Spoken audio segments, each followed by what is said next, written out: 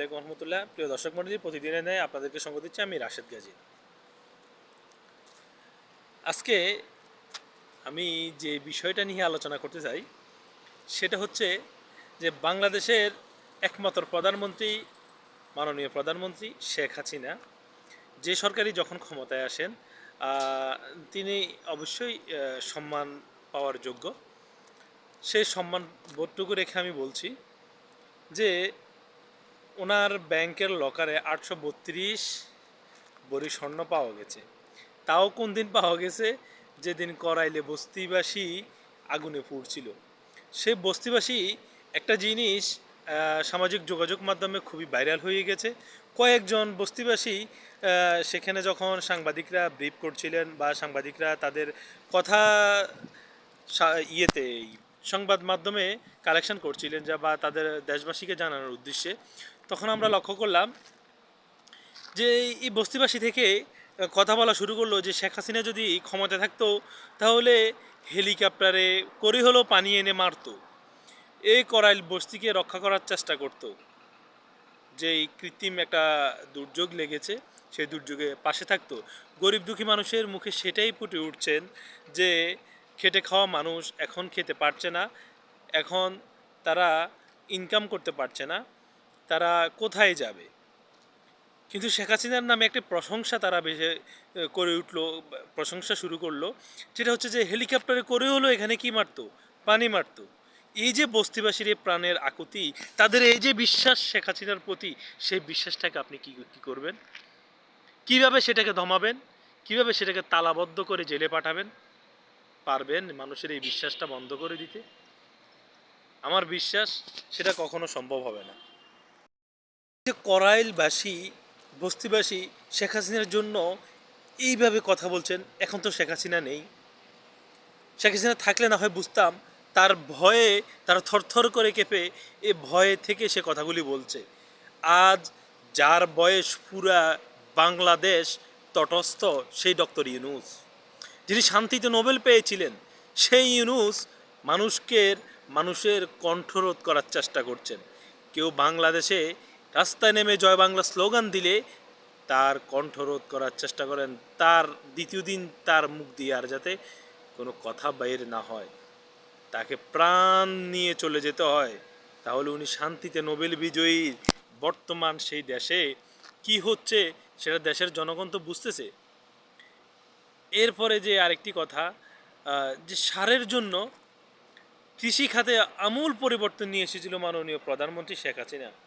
উনি দেখেছিলেন 1995 সালে 22 জন কৃষকের বুকে গুলি করে হত্যা করেছে পুলিশ। তখন বিএনপি জামাত জোট সরকার ক্ষমতায় ছিলেন। বিএনপি সরকার ক্ষমতায় ছিলেন, বেগম খালেদা জিয়া তখন প্রধানমন্ত্রী ছিলেন। আমরা জানি উনি অনেক ভালো মানুষ, কিন্তু তখন সারের জন্য যে কৃষক আমাদের মুখে খাবার তুলে দেওয়ার জন্য দিনরাত পরিশ্রম করেন, বাংলাদেশ স্বাধীন হয়েছে কিন্তু তার স্বাধীনতা সে পাননি। তিনি দায়িত্ব নিয়ে, জাতির দায়িত্ব নিয়ে ফসল উৎপাদনে নেমেছেন। সে ফসল উৎপাদন করতে গিয়ে সারের প্রয়োজন হয়, বীজের প্রয়োজন হয়। যখন বড় মৌসুম চলছে বাংলাদেশে, ঠিক তখনই সারের অনেক অভাব দেখা দেয়। কৃষক যখন শুনতে পেল ন্যায্য মূল্যে তাদের একটা অঞ্চলে সার প্রদান করা হবে, তখন কৃষক সেখানে ছুটে গেল। তার জমির দিকে তাকিয়ে দেখে ফসল সব নষ্ট হয়ে যাচ্ছে। সে নষ্ট হওয়া ফসল সেই নষ্ট হওয়া ফসলকে রক্ষার জন্য, যাতে তার ফ্যামিলি বাঁচে, দেশের মানুষের মুখে সেই খাবারটুকু তুলে দিতে পারে, যে ভাত বাঙালিদের প্রধান খাদ্য, সে ভাত যাতে ভালোভাবে ফসলটা হয়, হলে বাংলাদেশের মানুষের রাজস্বতে সেটা যোগ হবে এবং তারা খাদ্য আমদানি আমাদেরকে কম করতে হবে, আমদানি নির্ভরতা আমাদের কেটে যাবে ধীরে ধীরে। সেই দিনরাত পরিশ্রম করা যে যোদ্ধা, সে যোদ্ধার বুকে সারের জন্য গুলি করে দিয়েছিল তৎকালীন পুলিশ, সরকার, প্রশাসন। আপনারা কি সেটা ভুলে গেছেন? এই তো সেই দিনের কথা, 1995 সালের কথা। বিএনপি জামাত জোট সরকার 2 টার্ম ক্ষমতায় ছিলেন। 1991 থেকে 1996, 2001 থেকে 2006 সাল, বাংলাদেশের অন্য সেক্টরগুলো বাদ দিলাম, এই যে কৃষি খাতে যে তারা যে সারের সংকটে দেশে আমদানি নির্ভর হয়ে পড়ছিল, আমাদের দেশের খাদ্যদ্রব্য ক্রয় করতেই আমাদের সরকারকে তখন হিমশিম খেতে হয়েছিল। আমাদের বৈদেশিক মুদ্রার রিজার্ভ কমে যাচ্ছিল খাদ্য আমদানিতে, কারণ আমরা স্বদেশীয় নির্ভরতা, আমাদের দেশির যে নির্ভরতা, দেশের কৃষকের উপর যে নির্ভর, সেটা কমে দিয়ে আমরা আমদানি নির্ভর হয়ে গেছি, কৃষকদেরকে বাদ দিয়ে ফেলছি। কারণ আমরাই তো 1995 সালে কৃষকের বুকে গুলি চালিয়েছিলাম। যতদিন আমাদের কৃষক বেঁচে থাকবে ততদিন আমার দেশও বেঁচে থাকবে। অন্য দেশ থেকে আমরা আমাদের সম্পূর্ণ খাবারের চাহিদাটা ক্রয় করে এনে, আমদানি করে এনে মেটানো সম্ভব না যদি না আমাদের দেশি উৎপাদন বৃদ্ধি পায়। তো প্রিয় দর্শক মণ্ডলী, আমার বক্তব্যটা দীর্ঘায়িত হয়ে যাচ্ছে।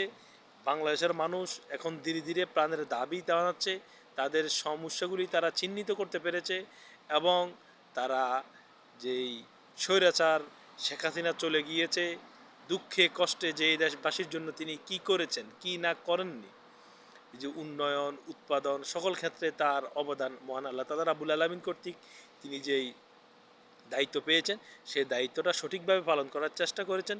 কিন্তু তাকে মেটিকুলাসলি, এটা ইউনূস সাহেবের জাতিসংঘে যেখানে মানব জাতিদের একটা সভা হয়, সেখানে দাঁড়িয়ে উনি মেটিকুলাসলি ডিজাইনের কথা বলেছেন। সেই ডিজাইনের মাধ্যমে এই প্রধানমন্ত্রীকে এই দেশ থেকে বাধ্য করেছেন। তো এখন তিনি দেশের মানুষের জন্য যা করেছেন, তিনি তার প্রতিদান চান না। তিনি এখনও বলেন নাই যে আমি আপনাদের জন্য করেছি, আমাকে প্রতিদান দেন, আমার দেশে যেতে চাই আমি। তিনি শুধু বলেছেন আমি দেশে যেতে চাই, আমার জন্য দোয়া করবেন, দোয়া চেয়েছেন। আপনাদের জন্য যা করেছেন তিনি তার প্রতিদান চাননি। কিন্তু আজ আপনারা তার প্রতিদান দিচ্ছেন। এই করাইলবাসী বস্তি পোড়া যাওয়ার পরে যেই আওয়াজ তুলেছে, গত 15 মাসে যে দেশের জনগণ অতিষ্ঠ হয়ে গেছে, চাঁদার অতিষ্ঠে, চাঁদা তুলছে জায়গায় জায়গায়, নানা জায়গায় দেশের অর্থ পাচার করতেছেন, মানুষকে মব করে মেরে ফেলতেছেন, মানুষকে কথা বলার সুযোগ দিচ্ছেন না, বড় প্যাসিস্টের জন্ম দিয়েছেন। হাসিনা যদি প্যাসিস্ট হয়, তাহলে প্যাসিস্টের বাপ বাপ বা দাদায় পরিণত হয়েছেন ডক্টর ইউনূস সরকার। তো প্রিয় দেশবাসী, আমি আর বেশি দীর্ঘায়িত করব না, আজ এ পর্যন্তই। জয় হোক বাংলাদেশের মানুষের, জয় হোক যে স্বৈরাচারের। তার কারণ হচ্ছে বাংলার মানুষ সকল ভাবিতে এক পাশে রেখে, তাদের পেটে যখন ভাত নেই, খাদ্য জুটে না, সেই তাগিদে তারা এখন কথা বলা শুরু করে দিয়েছে। ধন্যবাদ সবাইকে, যে যেখানে থাকেন ভালো থাকবেন, সুস্থ থাকবেন। আল্লাহ হাফেজ। আসসালামু আলাইকুম রহমতুল্লাহ।